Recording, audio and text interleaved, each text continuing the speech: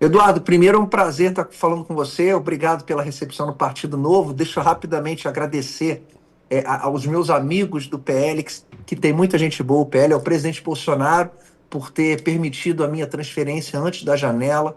E eu, para continuar sendo o mesmo, Eduardo, que eu entrei em 2018, aconteceu essa minha transferência para o Partido Novo.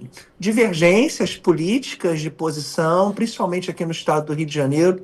Eu havia sido filiado ao Partido Novo em 2016, quando eu fui secretário de esporte do Temer, né? Daí o presidente Bolsonaro me convida a vir candidato em 2018, mas o presidente Bolsonaro me desejou muito boa sorte. No fundo, ele mesmo entende que hoje o Partido Novo é um braço da direita muito forte, que vai crescer, e que é o partido que vota 100% em oposição ao governo Lula sempre, né?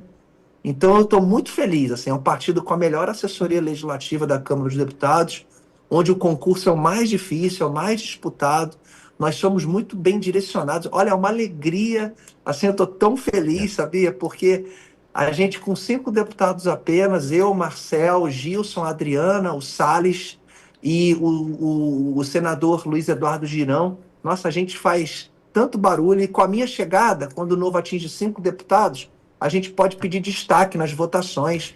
Então a gente está tendo assim um sucesso. São 5 deputados federais que estão fazendo muito barulho e tem mais deputado que vai vir antes da janela. E durante a janela, eu acredito que o Partido Novo passe de 10 deputados federais, ainda antes da janela e durante a janela, e a gente vai conseguir superar a cláusula de barreira em 2026, passando aí de 13, 14 deputados federais e continuar existindo para o bem da direita. A direita não pode ter apenas um partido, isso é um erro crasso, né, da nossa direita. Então, E, deputado, até conversando com o presidente, estive com o Pitoli recentemente lá, nós tivemos uma conversa longa a respeito disso, que eu perguntei para o presidente Bolsonaro, falei, presidente, o senhor disse que precisa de mais da metade do Congresso, né, da Câmara e do Senado para conseguir acertar o país. E mais da metade o senhor não vai conseguir somente com o PL. Porque tem gente que fala, mas não é o PL, não é o partido do Bolsonaro, mas o PL sozinho não faz 50% da Câmara. Ou seja, o Novo é um partido, como o senhor diz, 100% de direita. Sempre vota, não tem... tem bem menos deputados, mas é sempre naquela linha, né? E o próprio presidente deixou bem claro nessa aliança aí com outros partidos, inclusive com o Novo, nessa missão de 50% da Câmara, né? O Novo, ele tá mais com o Bolsonaro do que o próprio PL, né? Porque o PL, eles tinham, até o momento que eu fiquei lá, 2 orientações nas votações para o deputado que é base do governo Lula e para o deputado que é oposição. Então, eu não posso admitir que um partido que está com o presidente Bolsonaro, depois de tudo que ele fez, de quase ter perdido a vida, eu não admito estar num partido que 20% dos deputados votam com o governo Lula. Assim, Concordo. não Certíssimo. dá, não Certíssimo. dá. Certíssimo. Aliás, Não dá. aliás, Não Luiz, dá. Eu estou com 48 anos, eu vou fazer 48 anos em dezembro. Eu estou no meu segundo mandato. Os meus eleitores, eles querem uma posição verdadeiramente de direita. Eu nunca faltei uma votação em 7 anos. Eu não posso me submeter a uma direção política contrária do que a gente se elegeu em 2018, principalmente aqui no Rio de Janeiro. A gente não pode santificar demônios, ressuscitar personagens políticos. O caminho é mais importante que a vitória. O presidente Bolsonaro chega à presidência da República num partido que não tinha nenhum deputado federal, não tinha tempo de televisão, não tinha dinheiro. A essência, não pode perder a essência. Pelo poder, simplesmente pelo poder. Esse poder não vai valer absolutamente nada. Então, eu tenho que continuar sendo romântico. Bolsonaro vence a eleição em 2018 sendo romântico. Então, é isso. Hoje, no Novo, eu ajudo muito mais o presidente Bolsonaro. A gente só vai indicar presidente da República se o Bolsonaro não vier candidato. Mas a gente também não pode deixar, caso o presidente Bolsonaro não venha candidato, de inscrever o Zema. O Zema é governador de Minas Gerais, o segundo estado mais rico do país, 800 e poucos municípios, reeleito no Partido Novo, um partido pequenininho, super bem avaliado tecnicamente, 70% de aprovação. Então, realmente, a direita ela vai se fazer forte quando Tarcísio, Zema, Caiado, Ratinho do Paraná se unirem para a gente realmente resgatar esse país sem vaidade nenhuma. Então, a minha ida para o Partido Novo é para que a gente não deixe que o principal partido hoje, realmente de direita, que é 100%, suma. Suma. O Amoedo já foi em 21. Quem fala que o partido... o Amoedo foi expulso do partido em 21. Se você pegar a radiografia de voto Eduardo Pitolli, do Partido Novo, o Partido Novo foi o único partido, os 8 deputados federais do último mandato, que votaram contra a prisão do Daniel Silveira. Tem deputado aí no PL de direita, que me desculpe, que votou pela prisão do Daniel Silveira. Ele está preso há 5 anos. E o cara tá lá, direita. Que direita, pô?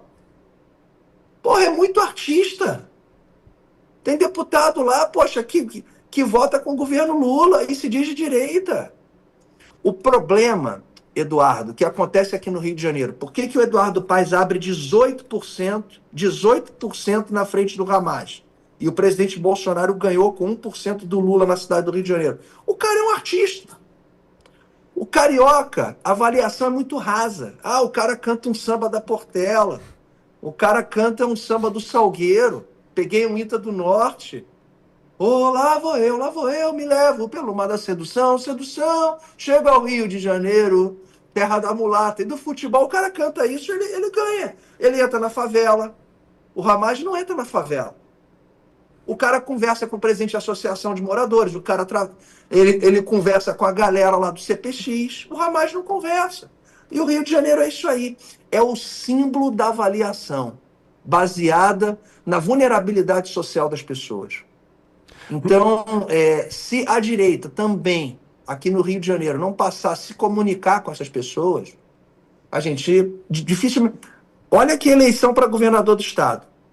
A gente tem Eduardo Paes e o Bacelar. São os 2 favoritos para governar o estado do Rio de Janeiro. O Eduardo Paes, do PSD, soldado do Lula, e o Bacelar, do União Brasil. Não tenho nada contra pessoalmente um dos 2. Mas cadê o PL? Cadê um partido de direita se candidatando aqui no estado do Rio de Janeiro? Nós fizemos um acordo para apoiar os senadores do PL. Cara, quem governa o estado não é senador. Quem governa o estado do Rio de Janeiro hoje, um dos estados mais importantes do país, é o executivo estadual. Então, por essas e por outras, que a minha mudança para o Partido Novo traz um fiozinho de esperança para a minha continuidade na vida política, senão eu não tenho motivo para continuar. Aliás, Luiz, o Nilson Alves está falando, senhor Pitolli, por gentileza, envie um abração ao Luiz Lima. Aqui é o Nilson de Campo Grande, no Rio. Nos encontramos aqui. Sou admirador desde esse íntegro deputado federal, né? Chega mais para a candidatura a governador, diz ele aqui, viu, Luiz? Pitolli, Campo Grande é um dos maiores bairros do Brasil. Acho que é maior. Junto com Santa Cruz. É um bairro que chega próximo aí de 400 mil habitantes. Cidade de Bauru. 391 mil habitantes nós temos aqui.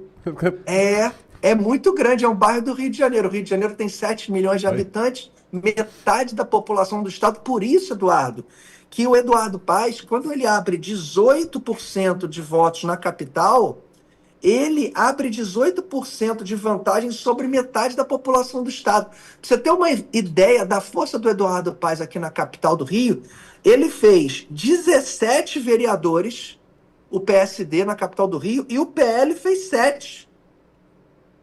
Eu vou repetir, o PSD do Eduardo Paes na capital do Rio fez 17 vereadores e o PL 7. E o Partido Novo fez 1, que é o Pedro Duarte. São 51 vereadores. Olha a força que ele tem no município do Rio de Janeiro. Luiz, com Carlos Bolsonaro, campeão de votos. Com Carlos, mas só que aconteceu uma coisa engraçada aqui no Rio de Janeiro. O Carlos, ele teve tantos votos, que a migração de votos foi somente para ele. Aí o PL faria 9 vereadores. Só que o 8º e o 9º não atingiram 20% dos votos. Então, a ajuda que o Carlos trouxe para o partido, ela não foi tão... Ela foi positiva, obviamente, que a votação dele foi... Só que os votos foram somente nele, e se tivesse puxado um pouquinho de votos para o oitavo e para o nono, o PL teria feito 9, fez só 7. Olha que maluquice a regra no nosso país, né, de votação. Eles entrariam em outros partidos, o oitavo e o nono, talvez, né, ali pela disputa. Mas a estratégia do Eduardo Paes, no Rio, quando ele elege 17 vereadores, ele distribui os vereadores por área e por bairros, muito estratégico. E a direita não tem essa estratégia. Às vezes a direita ela bota 4 candidatos em Campo Grande, por exemplo. Né? Vai dividir votos. Isso, aí divide os próprios votos. Isso aí. Luiz, só fazer mencionar a participação da Elizabeth Azevedo, pedindo para a gente falar sobre a saúde do presidente Bolsonaro. Ele teve uma disposição leve e já voltou para Brasília. Tá tudo bem com o presidente. Ai, que bom. Graças a Deus. Falei com o Andriele agora, Luiz. Tá tudo certo. Tá tudo certo. Luiz, acho que é importante até tratar desse assunto contigo. Você sabe do tamanho do carinho que a gente tem por você. Essa mudança de partido se dá até por conta de uma discordância que surge no momento fundamental, que foi a eleição do presidente da Câmara. Né? E eu conversando com o Marcel, com o Van Hatten, no jantar que eu estava com o Van Hatten falou assim: Pitoli, sabe qual a sensação que eu tenho? Vão votar no Hugo Mota por conta de um acordo, mas ali 30 dias depois da eleição já vai ter um cheiro de arrependimento desses que fizeram um acordo, porque não será cumprido. Né? E não é que o Van Hatten acertou, né? E eu posso imaginar que isso, em um determinado momento, lhe custou a tua energia, custou... Né? Eu posso imaginar o desgaste.